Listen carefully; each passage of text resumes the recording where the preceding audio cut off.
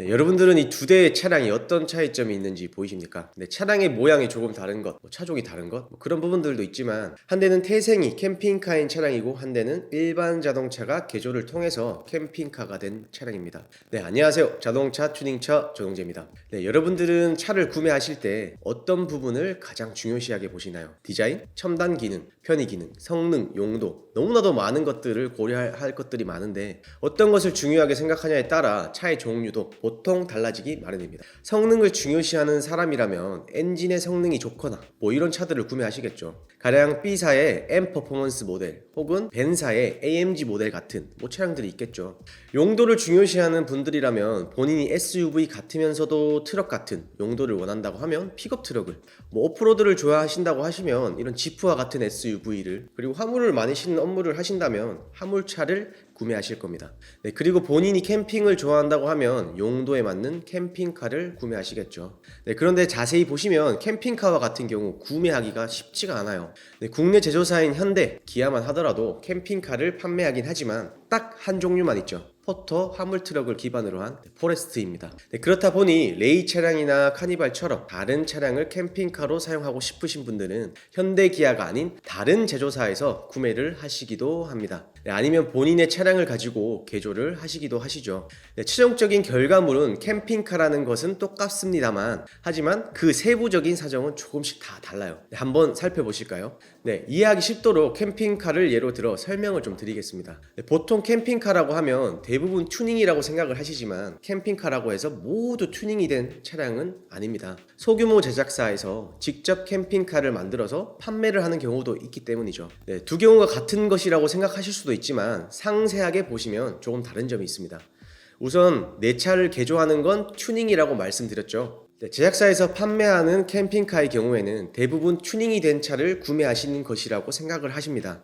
하지만 제작사에서 구매하신 캠핑카는 엄연히 튜닝과는 전혀 다른데요. 물론 기존 차량의 캠핑 시설을 개조하는 것이라고 튜닝이라고 생각하실 수도 있습니다. 하지만 전혀 다른 내용이에요. 소규모 제작사에서는 차를 처음부터 만들기에는 어려움이 있기 때문에 현대기아 등 대규모 제작사로부터 차를 구매합니다. 이때 판매를 하려고 만들어 놓은 차를 그대로 구매를 하시는 경우도 있고, 대규모 제작사에 협의를 하여 버스에서 의자를 장착하지 않거나 트럭에서 화물칸이 없이 프레임만 있는 위안성 자동차를 구매를 하기도 합니다. 네, 이제 이 차들을 기반으로 필요 시설들을 장착하여 캠핑카를 만들거나 탑차 등 여러 차량들로 제작을 하고 있습니다. 네, 이제 이렇게 만들어진 차들을 해당 제작사의 모델로 등록을 하여 판매를 하게 되는데요. 즉 현대기아의 기본 차량을 구매를 해와서 추가적인 장비나 시설들을 장착하여 A사의 스피더, B사의 텍사스 모델과 같이 다른 모델로 만들어서 판매를 하게 되는 겁니다.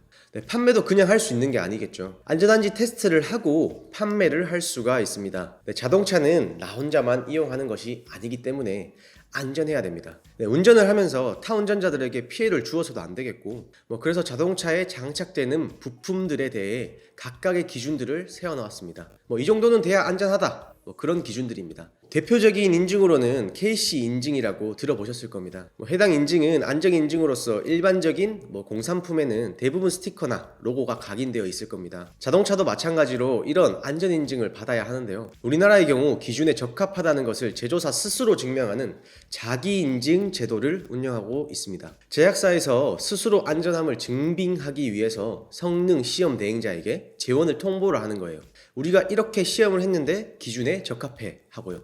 그럼 성능 시험 대행자는 전산에 등록을 또 해야겠죠. 이렇게 전산에 재원이 등록된 차량을 인증 자동차라고 하는 것이죠. 자동차의 제작사라고 해서 무조건 스스로 할 수 있는 건 또 아닙니다. 만약 연간 700만 대 생산하는 현대기아 자동차와 연간 150대를 생산하는 제작사를 비교했을 때 규모가 동일할까요? 당연히 아니죠. 그래서 자기 인증 능력 요건이라고 해서 그 기준을 정해 놓았습니다. 뭐냐면요, 연간 제작 조립 대수가 2,500대 이상이거나 동일한 형식의 자동차를 연간 500대 이상 조립하는 업체 등 이런 기준들을 마련해 놨는데, 쉽게 설명을 좀 드리면 연간 제작 조립 대수 2,500대라는 것은 현대기아에서 총 대수를 말하는 거예요. 소나타, 그랜저 등등 차들 어떠한 이제 제작 조립하는 대수가 2,500대 이상이라는 말이고, 동일한 형식의 자동차를 연간 500대 이상 제작이라는 말은 소나타 한 대를 형식 인증을 받고 그 소나타가 500대 이상 제작 조립을 이제 한다는 뜻입니다. 그래서 능력 요건이 맞지 않는 업체들의 경우 성능 시험 대행자를 통해서 기술 검토 및 안전 검사를 받아 자기 인증을 할 수가 있습니다. 이제 좀 이해가 가시나요? 튜닝은 기존에 소유한 자동차를 가지고 개조를 하는 것이고, 인증 자동차의 경우 우리가 대리점에서 구매할 수 있는 소나타, 그랜저와 같이 제작사에서 만들어서 나온 제품들일 겁니다. 캠핑카도 업체를 통해서 직접 구매를 한다면 인증 자동차에 해당되는 거겠죠. 이런 캠핑카들을 쉽게 구분할 수 있는 방법이 자동차 등록증을 보셨을 때 차명에 땡땡 캠핑카, 땡땡 루프 캠핑카 등 평소 들어보지 못했던 이름들로 되어 있을 것입니다.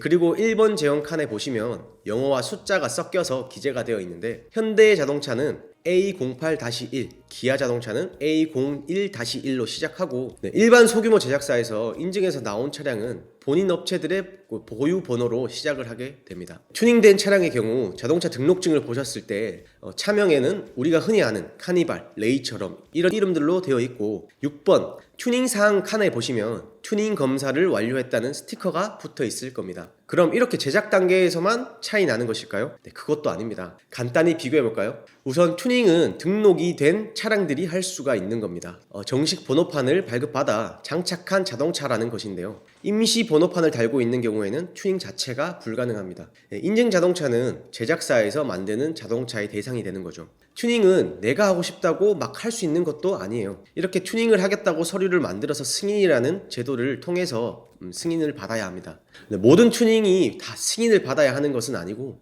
승인을 받아야 하는 대상이 정해져 있기는 합니다.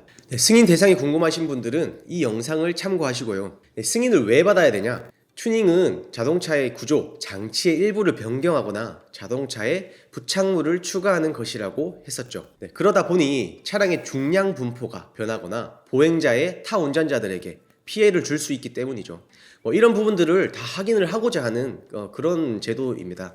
안전 기준을 포함해서 튜닝 관련 규정, 업무 매뉴얼, 타법을 준수하는지 등 꼼꼼하게 살펴보게 되어 있습니다. 인증의 경우에는 앞서서 스스로 인증을 한다고 말씀드렸잖아요. 자기 인증제를 시행하고 있고, 인증을 하면서 자동차 관리법 등 안전기준을 준수하는지 확인하게 됩니다. 그리고 두 제도의 가장 큰 차이점은 사후 관리 제도인데요.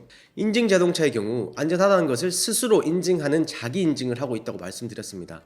인증의 자율성을 주었으나 그 책임을 다하지 않았기 때문에 관련 법령에서 정하는 최고의 벌칙을 적용할 뿐 아니라 양벌 규정까지 적용하고 있어서 별도의 가징금도 부과할 수 있도록 규정하고 있습니다. 그리고 이런 문제가 발생해서 안전 운행에 지장이 있을 경우에는 리콜이라는 제도 많이 들어보셨죠? 리콜이라는 제도를 통해서 점검 및 정비를 받을 수 있도록 하고 있죠. 하지만 튜닝의 경우 이런 리콜 제도가 없기 때문에 별도의 사후 관리 제도가 존재하지 않는다고 볼 수 있습니다. 물론 점검 정비의 잘못으로 인해 고장 등이 발생할 경우 일정 기간 동안 무상 점검, 정비를 하도록 되어 있지만 리콜과는 조금 다를 수 있다고 볼 수 있어요. 자동차의 설계 등 안전성에 대한 부분이 아닌 작업 자체에 대한 부분인 거죠. 그리고 처벌 같은 경우에도 소유자와 작업자가 가지게 되어 있는데 이렇게 나눠져 있습니다. 이런 부분들이 가장 큰 차이점인 거죠. 또한 인증의 경우 제작사에서 딱 만들어져 나온 차량들이죠. 하지만 튜닝의 경우 내가 타던 차를 가지고 개조를 하는 것이기 때문에 동일한 튜닝을 했다고 하더라도 각 차량마다 작업 난이도나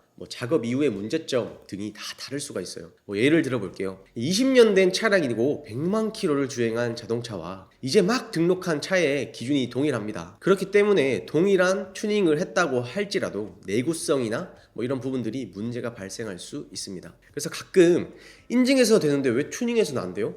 또는 튜닝해서 되는데 인증해서는 왜 안 돼요? 라는 질문들을 많이들 해주시는데요. 앞서 말씀드린 기준 적용 차이, 타법 준용 여부, 인증 상태 유지, 사후 관리의 차이, 대상 자동차의 차이 등 여러 가지 복합적인 이유 때문이에요. 그리고 튜닝이 이러한 단점만 있는 것은 또 아닙니다. 튜닝과 인증을 비교해 보았을 때 인증차를 구매해야 되겠구나 라고 생각하실 수도 있지만, 튜닝이 캠핑카만 있는 것이 아니겠죠. 차량 소유주의 취향에 따라 소음기를 변경하거나 차량의 외관을 꾸미거나 화물을 좀 더 편하게 적재할 수 있게 하거나 그렇게 할 수 있다는 부분들이 장점이 있는 거죠. 인증 자동차의 경우 제작사에서 직접 만드는 부분들이기 때문에 모든 수요층들을 고려하여 자동차를 제작하지는 않습니다. 하지만 튜닝은 내가 하고 싶으면 할 수 있는 것이기 때문에 내 마음에 들게 혹은 내가 편하게 이용이 가능하다는 것이죠. 이번 시간은 튜닝이 좋다, 인증이 좋다 뭐 이렇게 나누자고 설명을 드린 것은 아니었고요. 이런 차이점들이 있고 캠핑카나 하이 퍼포먼스 모델과 같은 차들도 자동차 제작사에서 만들고 있구나, 무조건 튜닝은 아니구나 라는 것을 소개해드리고 싶었습니다. 지금까지 자동차 튜닝처 전홍재였습니다.